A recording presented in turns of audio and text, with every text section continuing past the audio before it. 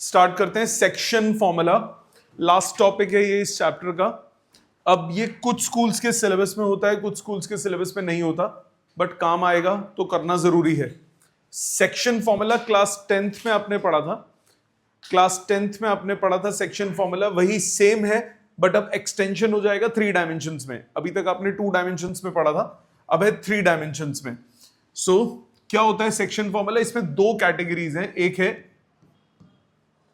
Internal division.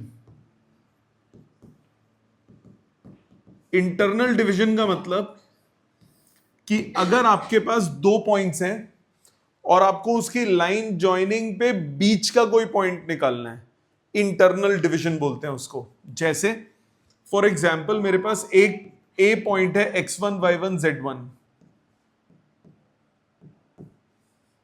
एक B point है x2 y2 z2,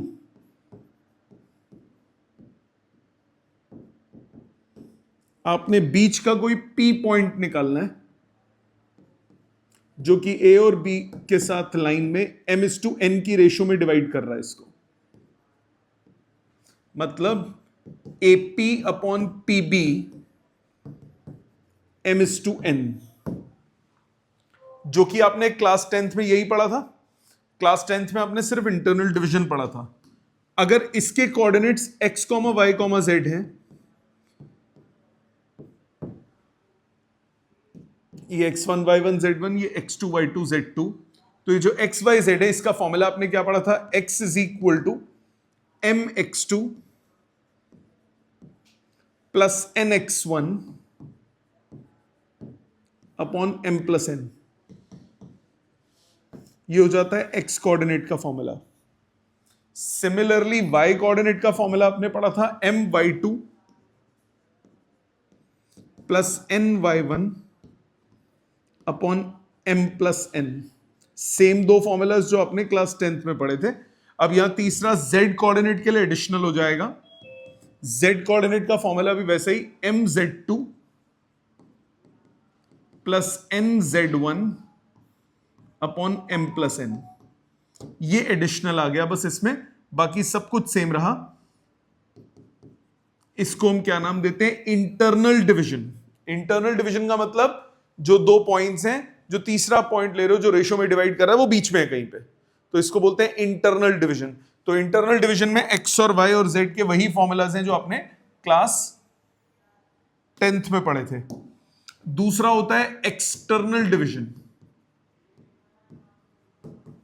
नाम से ही क्लियर है, एक्सटर्नल डिवीजन मतलब जो P पॉइंट होगा वो होगा तो on the line joining, but बाहर की तरफ, नॉट बिटवीन देम। तो इसको हम क्या बोलते हैं? एक्सटर्नल। इंटरनल डिवीजन में point is between the line joining. External division का मतलब point is not between the line joining. So जैसे ये ए पॉइंट है x1 y1 z1, ये बी पॉइंट है x2 y2 z2। अब जो P पॉइंट है it is on the line joining but not between, ये P पॉइंट है। रेशो अभी भी आपको वही पता है, AP अपॉन PB m/n। मतलब ये m पूरा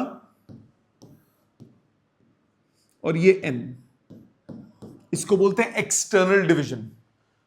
तो अगर मैं n को -n लिख लूं तो ये बीच में कंसीडर कर सकता हूं, तो सब कुछ सेम रहेगा। हर जगह जहां जहां n आपको दिख रहा है ना वो माइनस साइन आ जाएगा, मतलब रिलेशंस बिल्कुल सेम होंगे। आप x कोऑर्डिनेट के लिखोगे mx2 minus nx1 upon m minus n। y coordinate के लिखोगे my2 minus ny1 upon m minus n। और z कोऑर्डिनेट के लिए लिखोगे mz2 minus nz1 upon m minus n। क्या ये क्लियर है? सो इंटरनल और एक्सटर्नल डिवीजन में क्या फर्क होता है? इंटरनल डिवीजन में जो पॉइंट है जिसके आप कोऑर्डिनेट्स निकाल रहे हो वो होता है on the line joining between them, और एक्सटर्नल डिवीजन में on the line joining not between them, बाहर की तरफ होगा। ठीक है, ये समझ में आ गया, इजी है। इसी से ही एक और फॉर्मूला निकलता है जिसको हम बोलते हैं mid point formula. Mid point फॉर्मूले का मतलब बीच में होगा पॉइंट। अब बीच में होगा तो ऑब्वियसली इंटरनल डिवीजन हो गई। तो ए पॉइंट है x1 y1 z1, B point है x2 y2 z2। अब मैं मिड पॉइंट ले लेता हूं, let's say m। Mid point किस रेशो में डिवाइड करेगा? 1:1 की रेशो में। यस और नो? मिड पॉइंट का मतलब क्या हुआ? am किसके बराबर है? mb के बराबर है। am mb के बराबर का मतलब am अपॉन mb रेशो कितनी हो गई? 1:1, इजंट इट? तो 1:1 की रेशो में ये इसको डिवाइड करेगा। अब 1:1 की रेशो में है तो अगर आप इसके कोऑर्डिनेट्स लिखना चाहते हो, मैंने मान लिया कोऑर्डिनेट्स है x y z, सो x कोऑर्डिनेट का फॉर्मूला क्या होगा? 1x2 plus 1x1 upon 1+1। y coordinate क्या हो जाएगा? 1y2 plus 1y1 upon 1+1। इसी तरह z कोऑर्डिनेट क्या हो जाएगा? 1z2 plus 1z1 upon 1+1। क्या ये क्लियर है? ठीक है, तो सेक्शन फॉर्मूला इंटरनल डिवीजन के लिए mx2 plus nx1 upon m+n, my2 plus ny1 upon m+n, z के लिए mz2 plus nz1 upon m+n। अगर एक्सटर्नल डिवीजन है, हर जगह प्लस जहां था वहां पे क्या आ जाएगा? माइनस। अगर मिड पॉइंट निकालना है तो रेशियो 1:1 होगी, तो आंसर आएगा x1 plus x2/2, y1 plus y2/2, z1 plus z2/2। Clear यहां तक बेटे? कोई दिक्कत? ऑनलाइन सबको क्लियर? नेक्स्ट, इससे एक और कॉन्सेप्ट निकलता है जिसको हम बोलते हैं सेंट्रॉइड। ये समझाने के बाद मैं रुकूंगा, आप लिख लेना। सेंट्रॉइड ऑफ ट्राइंगल, इसका मतलब क्या होता है? Centroid of triangle, it is the point of intersection of medians. Centroid क्या होता है? मीडियंस का पॉइंट ऑफ इंटरसेक्शन। दूसरा, it divides median in the ratio 2:1। Centroid जो है वो मीडियन को हमेशा 2:1 की रेशियो में डिवाइड करता है। जैसे ये आपके पास एक ट्राइंगल है, इस ट्राइंगल में एबीसी ट्राइंगल है, एबीसी ट्राइंगल है, ये मिड पॉइंट है इसका, इसको मैंने बोल दिया पी। पी जो है मिड पॉइंट है बीसी का, मिड पॉइंट ऑफ बीसी। ये ज्वाइन कर दूं एपी को, ये पॉइंट ले लूं ओ, तो O is centroid if AO is to OP ratio होगी 2:1। सेंट्रॉइड जो है वो मीडियन को किस रेशियो में डिवाइड करता है? 2:1 की। सेंट्रॉइड है क्या? Point of intersection of medians. ये इसका मिड पॉइंट होगा N। P लिया, इसको Q ले लेता हूं। Q जो है ये मिड पॉइंट है AC का, इसको मैंने R ले लिया। R जो है it's a mid point of AB, mid point of AB। बात समझ में आती है? तो मीडियंस का जो पॉइंट ऑफ इंटरसेक्शन है उसको क्या बोलते हैं? सेंट्रॉइड। और सेंट्रॉइड जो है वो हर मीडियन को किस रेशियो में डिवाइड करता है? 2:1 की रेशियो में। मतलब AO upon OP, BO upon OQ, CO upon OR, तीनों का रेशियो हमेशा क्या होगा? 2:1। क्या ये समझ में आता है? अब इसके कोऑर्डिनेट्स कैसे निकालेंगे? मैं निकाल के साइड हो जाऊंगा, आपको लिखने का पूरा टाइम दूंगा, अब इससे पहले का भी। सबसे पहले इसके कोऑर्डिनेट्स कैसे निकालेंगे? मैंने एक ट्राइंगल कंसिडर किया, ये ट्राइंगल कंसिडर किया एबीसी। इस ट्राइंगल में ए के कोऑर्डिनेट्स बोल दिए x1 y1 z1, बी के कोऑर्डिनेट्स बोल दिए x2 y2 z2, सी के बोल दिए x3 y3 z3। ये मैंने P पॉइंट ले लिया, P is mid point of BC। Mid point of BC है, कोऑर्डिनेट्स ऑफ P क्या हो जाएंगे? मिड पॉइंट है तो क्या हो गया? x2 plus x3 by 2, y2 plus y3 by 2, z2 plus z3 by 2। Yes और नो? क्या फॉर्मूला लगाया मैंने? Mid point formula. Mid point formula मैंने लगाया, मिड पॉइंट फॉर्मूला अभी जो प्रूव किया था। अब A से P को ज्वाइन कर दो, ये हो गया मीडियन। A से P को ज्वाइन करने वाला मीडियन। O कोऑर्डिनेट्स, O के मान लिए x y z, O divides AP in the ratio 2:1। ये 2:1 की रेशो में डिवाइड कर रहा है, 2:1 की रेशो में डिवाइड कर रहा है। तो इसके कोऑर्डिनेट्स क्या होंगे? O पॉइंट के कोऑर्डिनेट्स क्या होंगे? 2 इंटू P के x कोऑर्डिनेट प्लस 1 इंटू इसका x coordinate divided by 2 plus 1। Yes और नो? इसी तरह y कोऑर्डिनेट क्या होगा? y कोऑर्डिनेट होगा 2 इंटू P का y coordinate, y2 plus y3 by 2 plus 1 into इसका y कोऑर्डिनेट अपॉन 2 प्लस 1। इसी तरह z कोऑर्डिनेट क्या होगा? 2 इंटू इसका z कोऑर्डिनेट प्लस 1 इंटू ऊपर वाले का z कोऑर्डिनेट अपॉन 2 प्लस 1। 2 से 2 कट गया हर एक में, आपके पास O के कोऑर्डिनेट्स आ गए x1 plus x2 plus x3 by 3, y1 plus y2 plus y3 by 3, z1 plus z2 plus z3 by 3। ये फॉर्मूला किसका बन गया? सेंट्रॉइड का। सो सेंट्रॉइड का फॉर्मूला क्या होता है? x1 plus x2 plus x3 by 3, y1 plus y2 plus y3 by 3, z1 plus z2 plus z3 by 3। ये एज अ फॉर्मूला याद करना है, डायरेक्टली यूज होगा। ठीक है? कैसे बनाई ये क्लियर है?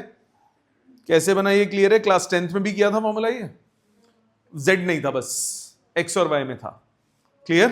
प्लीज यहां तक लिख लीजिए पहले, देन वील प्रोसीड। ये फॉर्मूलाज याद होने चाहिए आपको, ये तो है ही है। एक्सटर्नल इंटरनल डिवीजन के क्या क्या फॉर्मूलाज हैं, ठीक है? प्लीज इनको लिख लीजिए, देन वील प्रोसीड। नेक्स्ट, अब इसके क्वेश्चंस कैसे होते हैं? डायरेक्ट क्वेश्चंस जो हैं वो तो सीधे सिंपल आपको 2 पॉइंट देगा, रेशो देगा, कहेगा चलो जी पॉइंट निकालो। फजूल ऐसे क्वेश्चन आएंगे नहीं, थोड़े सोचने वाले आएंगे। जैसे ये क्वेश्चन है, आपको बोल रहा है फाइंड द रेशो, बेटे सामने ध्यान दो, find the ratio in which the line segment joining this and this is divided by YZ plane. ऐसा दे दिया। इसका मतलब ये पॉइंट है, एक ए पॉइंट नाम दे देता हूं इसको, इसको मैंने ए पॉइंट नाम दे दिया। ए पॉइंट है 2, 4, 5। एक बी पॉइंट है 3, 5, 4। ये प्लेन होगी, कौन सी प्लेन है ये? YZ plane. YZ प्लेन देखते ही मेरे को क्या समझ में आती है प्रॉपर्टी कि x कोऑर्डिनेट इसका क्या होगा? 0। मतलब इसकी जो लाइन ज्वाइनिंग होगी,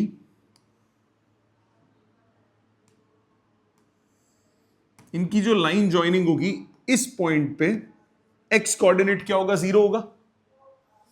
मान लिया इसके कोऑर्डिनेट है 0, a, b। So since line joining cuts the plane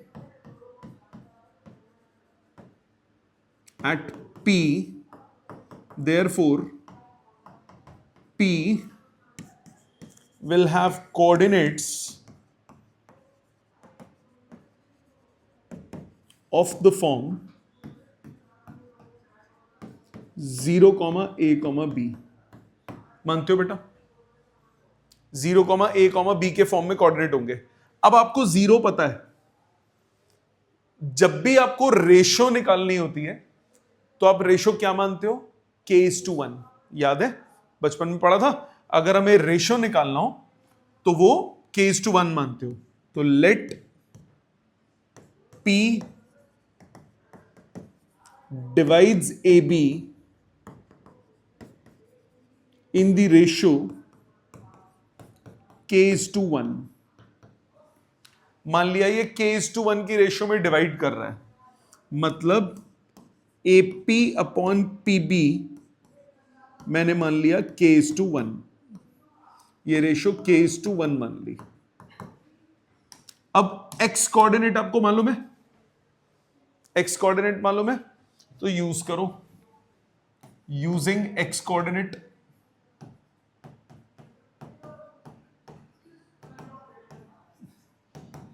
zero is equal to K into 3 plus 1 into 2 upon K plus 1. Yes और नो? ठीक. क्रॉस मल्टीप्लाई करो, K की वैल्यू कितनी आ गई? -2/3. माइनस साइन में आ रहा है, कोई बात नहीं.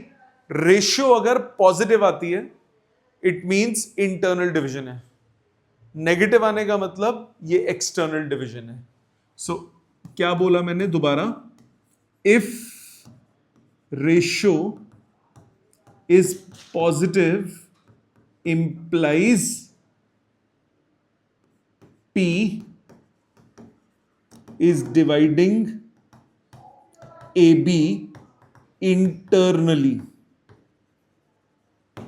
दूसरा, if ratio is negative, this implies P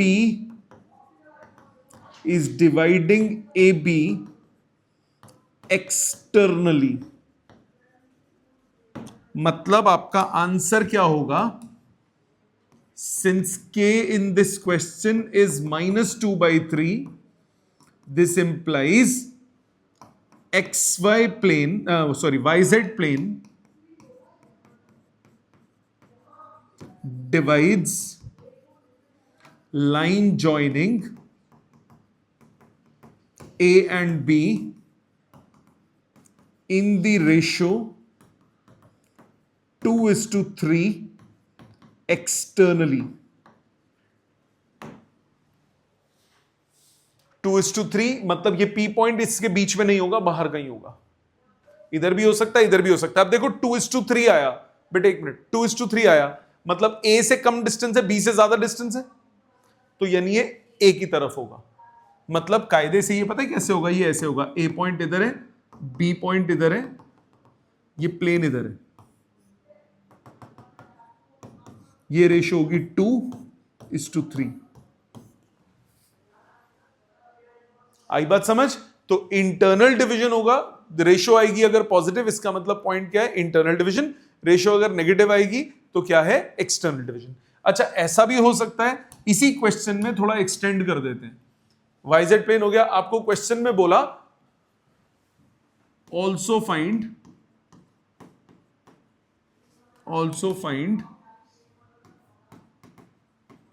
the point. मतलब ये P पॉइंट भी आपको निकालना है. Find the ratio in which the line joining this and this divided by the YZ plane. Also find the point of contact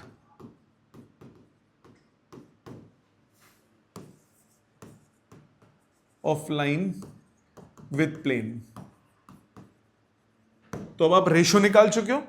अब आप section formula लगा दो, तो ए के लिए क्या यूज करोगे, वाई कोऑर्डिनेट। ए कितना हो जाएगा, k into 5 plus 1 into 4 upon k plus 1।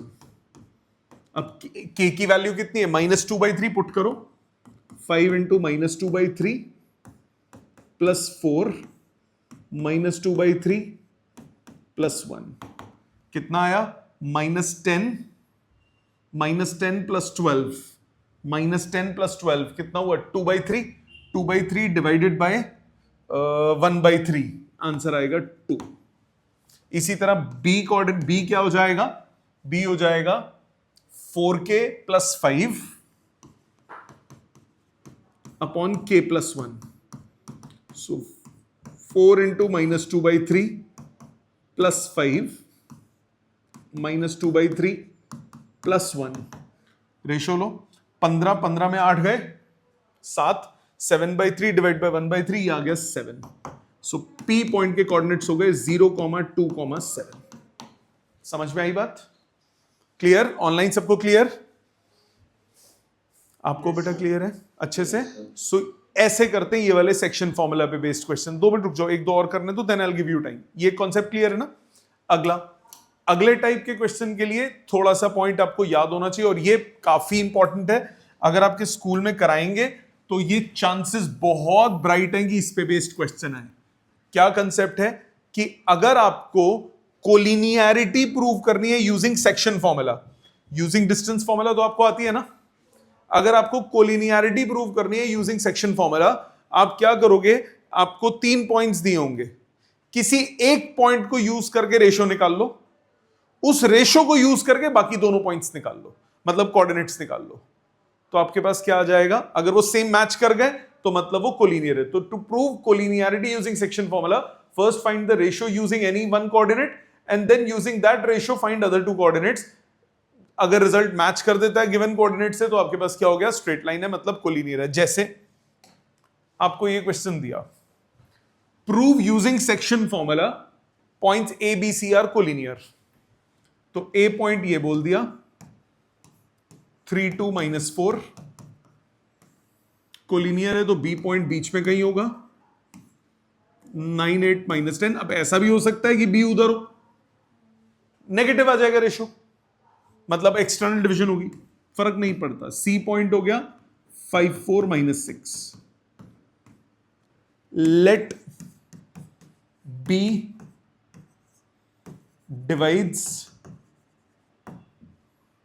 AC in the ratio k:1।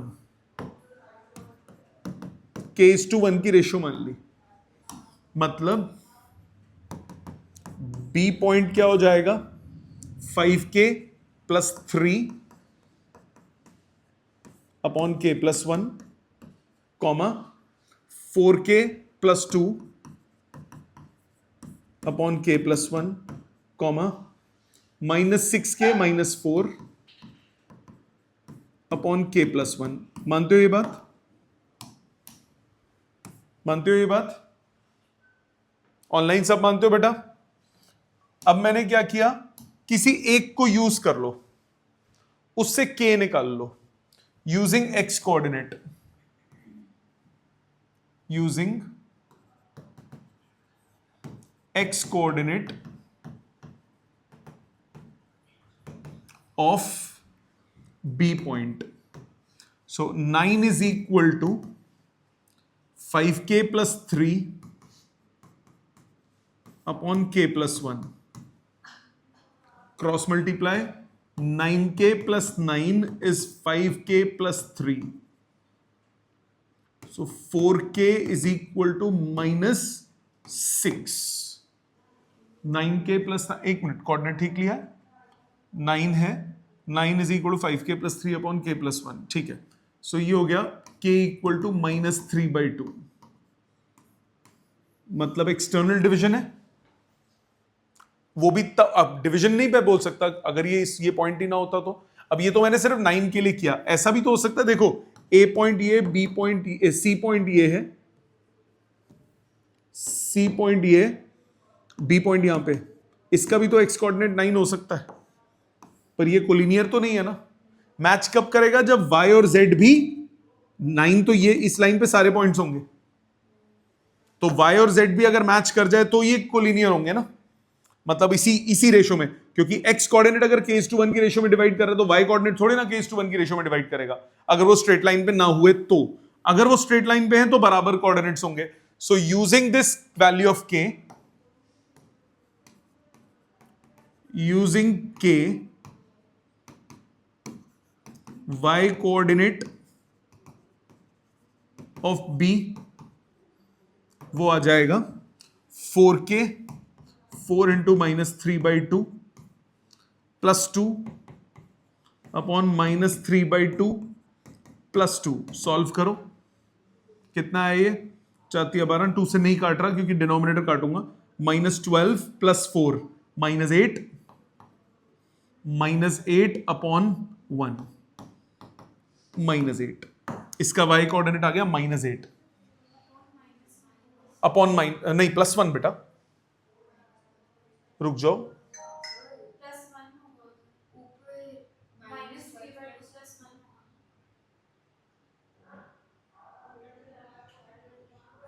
हाँ सॉरी +1 है, वही कहूँ गड़बड़ कहाँ हो रही है, +1, तो ये आ गया -8 अपॉन 2 और डिनोमिनेटर में आ गया -1/2, तो ये आ गया +8।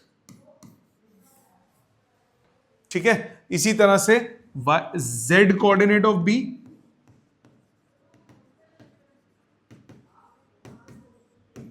वो हो गया -6k plus -4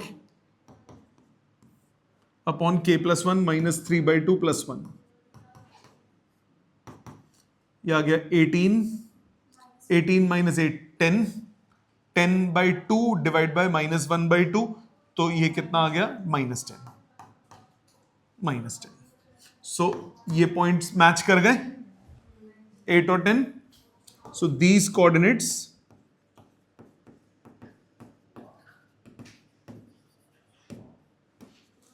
are same as given b coordinates,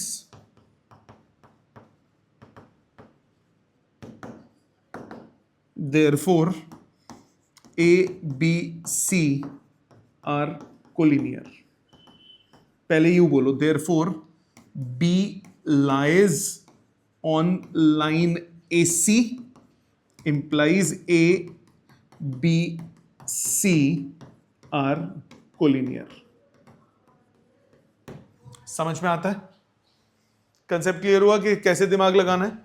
ठीक है, अब पिछले में देखो, पिछले में हमने पिछले क्वेश्चन में हमें एक कोऑर्डिनेट पता था, देयर इज अ पॉसिबिलिटी कि कोऑर्डिनेट ना पता हो, देयर इज अ पॉसिबिलिटी ऐसा इक्वेशन हो, कॉन्सेप्ट सेम है, लगाओगे दिमाग। पहले पिछला लिखो फिर इस पे तुम दिमाग लगाना, पहले ये लिखो फिर उस पे तुम दिमाग लगाना। ध्यान दो, सामने क्वेश्चन में बोल रहा है find the ratio in which the line segment joining points this and this is divided by this plane. So एक पॉइंट है ए पॉइंट 2 -1 3, एक पॉइंट है बी पॉइंट -1 2 1। कोई एक प्लेन है बीच में जो इसको डिवाइड कर रही है, कोई एक प्लेन है बीच में जो इसको डिवाइड कर रही है।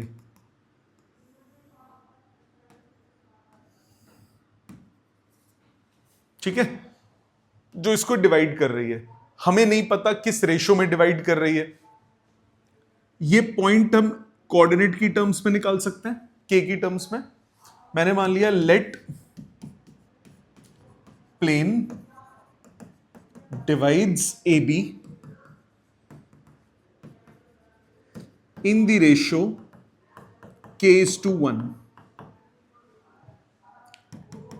let p पॉइंट मान लिया, ये k:1 रेशियो मानता हूं, तो p पॉइंट क्या होगा?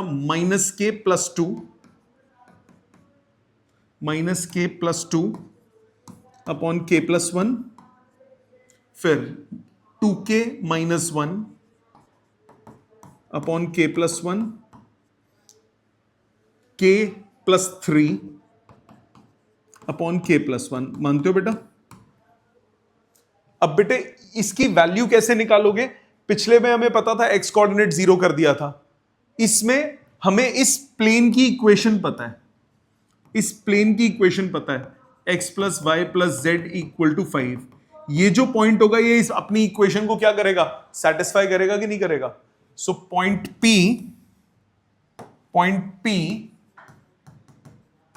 P lies on plane, therefore it will satisfy its equation। Plane की इक्वेशन को सेटिस्फाई करेगा। प्लेन की इक्वेशन क्या है? x plus y plus z equal to 5। इसका मतलब minus k plus 2 upon k plus 1 plus 2k minus 1 upon k plus 1 plus k plus 3 upon k plus 1 किसके बराबर हुआ? 5k। मानते हो बेटा? सॉल्व करो, एलसीएम लोगे, k प्लस 1 आ गया, एलसीएम क्रॉस मल्टीप्लाई हो गया, ऊपर कितना बचा? 2k plus k, 3k minus k, 2k plus 5 minus 1 plus 4 is equal to 5k plus 5। Rearrange, 3k equal to minus 1, k की वैल्यू आ गई माइनस 1/3। तो ratio is 1:3, 1:3 externally. Clear? Positive answer आता तो कौन सी डिवीजन होती? इंटरनल। नेगेटिव आया तो कौन सी डिवीजन है? एक्सटर्नल। अब सपोज आपको पॉइंट भी निकालना होता, तो P पॉइंट कैसे निकालते? K की वैल्यू -1/3 पुट कर दो, सो 1/3 प्लस 2 -1/3 प्लस 1। K की वैल्यू -1/3 डाल दी तो ये प्लस हो गया, 1/3 प्लस 2 अपॉन -1/3 प्लस 1। इधर 2k माइनस 1 है, 2 into -1/3 -1 upon -1/3 plus 1, 2k minus 1 था ना, फिर k plus 3 -1/3 plus 3 upon -1/3 plus 1। P point solve करके आया 7 अपॉन 3 -1 2 कॉमा, ये कितना आएगा? -5/3 और नीचे -2/3 प्लस 2/3 -5/2 और ये कितना आएगा? 9 में 1 गया 8, 3 तो कटेगा, 8/2 दैट इज 4। ये पॉइंट आ गया, समझ में आ गया? क्लियर? अब एक लास्ट टाइप का क्वेश्चन देखो, ये भी इंपॉर्टेंट है, एनसीईआरटी के मिसलेनियस का है। 3 vertices of a parallelogram are ABC, the coordinates of the 4th vertex। अब पैरेललोग्राम की ऑपोजिट साइड्स क्या होती हैं? इक्वल। पैरेललोग्राम के डायगोनल्स क्या होते हैं? अनइक्वल होते हैं, इक्वल नहीं होते। तो इसमें डिस्टेंस फॉर्मूले से तो बहुत कॉम्प्लिकेशन बढ़ जाएगी, नहीं लगाना। इसमें हम सेक्शन फॉर्मूला लगाते हैं। क्या कॉन्सेप्ट यूज करते हैं कि डायगोनल्स ऑफ पैरेललोग्राम बाइसेक्ट। करा है ना ऐसा? 10th में भी किया है ना ऐसा क्वेश्चन? सो आपके पास ये पैरेललोग्राम है ABCD। ए के कोऑर्डिनेट्स हैं 3 -1 2, बी के कोऑर्डिनेट्स है 1 2 -4, सी के कोऑर्डिनेट्स है -1 1 2, डी के कोऑर्डिनेट्स मान लिए ABC। Diagonals bisect each other और ये मान लिया O पॉइंट है। Now diagonals of parallelogram bisect each other, एक दूसरे को क्या करते हैं? बाइसेक्ट करते हैं। This implies O is a mid point of AC and BD, दोनों का मिड पॉइंट है। तो अब मुझे A और C पता है, since O is mid point of AC, तो O के कोऑर्डिनेट्स क्या हो जाएंगे 3 - 1/2 कॉमा -1 + 1/2 कॉमा 2 + 2/2, मतलब O के कोऑर्डिनेट्स आ गए 1, 0, 2। O के कोऑर्डिनेट्स आ गए 1, 0, 2। इसी तरह से अब आ जाओ BD पे। O is mid point of BD, BD का मिड पॉइंट है, तो A + C, O के कोऑर्डिनेट्स कितने हो गए A + 1/2 comma B + 2/2 comma C - 4/2, मतलब A + 1/2 किसके बराबर हुआ 1 के, B + 2/2 किसके बराबर हुआ 0 के, और C - 4/2 किसके बराबर हुआ 2 के, मतलब A कितना आ गया 1, B कितना आ गया -2, C कितना आ गया 8, मतलब जो O पॉइंट है वो हुआ 1 - 2 8, ओ सॉरी D पॉइंट, सो D पॉइंट हुआ 1 - 2 8। समझ में आ गया लॉजिक, इजी है। सो ये था आपका section formula and that is the end of chapter. घर पे क्या करना है, एनसीईआरटी उठाओ, सारे क्वेश्चंस जितने कर सकते हो करो, कॉन्सेप्ट्स कंप्लीट हो गए। ठीक है, अगली क्लास में उसके डाउट्स होंगे जो आप एनसीईआरटी से करोगे, या अदरवाइज असाइनमेंट भी उठा लो, असाइनमेंट से भी सारे क्वेश्चन अब आप इसके कर सकते हो। ठीक है, थैंक यू वेरी मच।